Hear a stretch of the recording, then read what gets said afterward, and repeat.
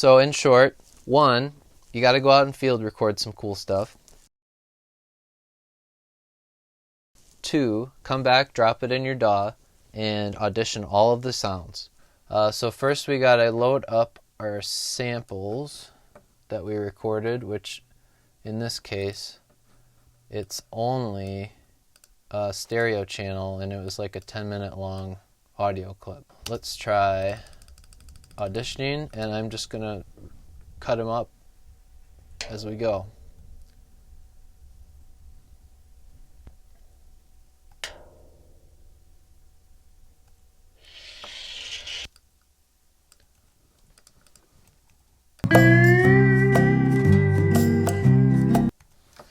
I like to just go through it once over, just super fast. Listen for if there's something that's not going to work, like if it's too noisy or if it's just a bad sound. I'll just pull it out right away. But I like to visually see what I'm working with first, and then later we have some more work to do. But for now, I'm just going to audition them. I really dig these. These are like kind of a theme. You could have that kind of come in and out. It doesn't even have to be in time, but it could be a really cool, eerie sound that kind of reoccurs throughout the track.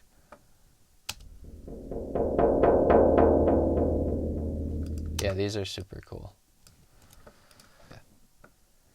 So now that you see like kind of how to chop them up and audition them, the next step you'll have to do, be really picky about the starting and stop points. Depending on what type of instrument you're making, it might be really useful to leave yourself a little headroom in front with nothing happening. You can always edit that part out later in the actual sampler. But for this purpose today, I'm just going to cut them where I want them to start when I hit the key.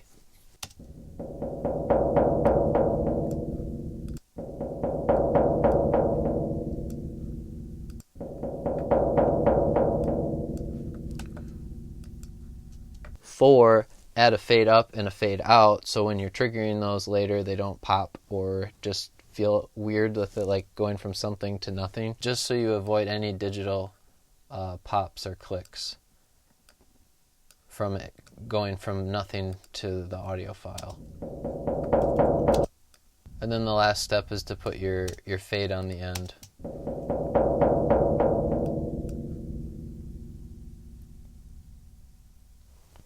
Five, and this is the most important part, we want to label all of our samples in a way that is easy to find all of our different sounds. Here's the quick, easy to do it way in Logic. Once you have your prefixes assigned, see I have Metal Sales, Scary Roll. And if I select that channel, or any channel, you see how it highlights all of the audio files. Highlight all of them on the Scary Roll. Use your text tool while they are highlighted and select the first one. Paste the name and the prefix, and then put a 1 on the first audio sample. And when you click enter, it'll sequence 1, 2, 3, 4 through all of the audio files on that channel. So again, I want to copy my title. I'm going to select channel 2. All audio files are selected, and these are all the tapping themes. Oh wow, this one was actually labeled wrong. Good thing I found that. So tapping theme 1. Click enter, and it makes all the following audio files in sequence with the same title that I dropped in there. In Logic, you can select all audio files within your session, right click, and go export, export as audio files. Select where you want them to go. I've already exported them in a new folder called Metal Sales Samples, but I'll do it again because it's so cool. I'll just call this MSS, Metal Sales Samples. Select your format and then export them. Check this out. It's incredibly fast. And then once you're done, it's neatly organized with the name of your instrument, the prefix of all the sample hits, and the numbers of those sample hits. Easy to program later, and I'm going to do that part in a different video. But anyway, Thanks for watching. All of the tutorials and educational resources that I produce are available on my Patreon.